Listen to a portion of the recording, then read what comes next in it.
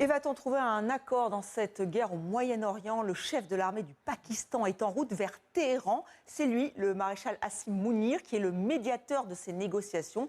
Et parmi les nombreux points à régler, le nucléaire iranien, Donald Trump a fait une mise au point hier. C'est nous qui récupérons l'uranium hautement enrichi. Nous n'en avons pas besoin, nous n'en voulons pas, mais nous le détruirons probablement une fois que nous l'aurons récupéré. Mais nous ne les laisserons pas le garder.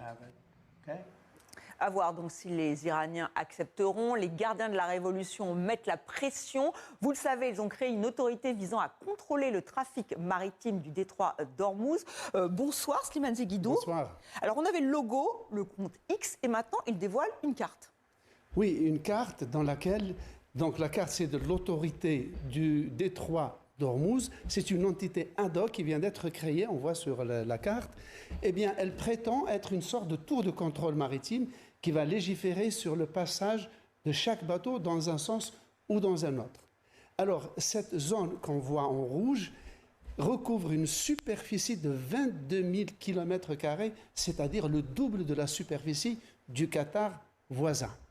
Bien entendu, l'Iran n'a aucun statut légal pour exprimer la moindre possession ou revendication sur cet espace. C'est carrément une violation flagrante du droit international, des eaux maritimes, des eaux territoriales des autres pays voisins. Regardez, ça va jusqu'aux Émirats et surtout le port de Fujairah qu'on voit sur la carte.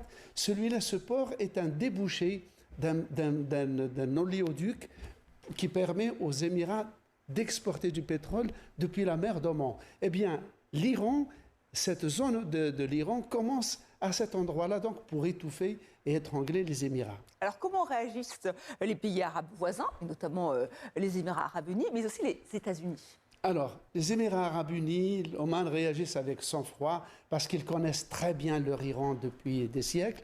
Ils y voient une simple gesticulation tactique dans le bras de fer qui oppose Washington à Téhéran.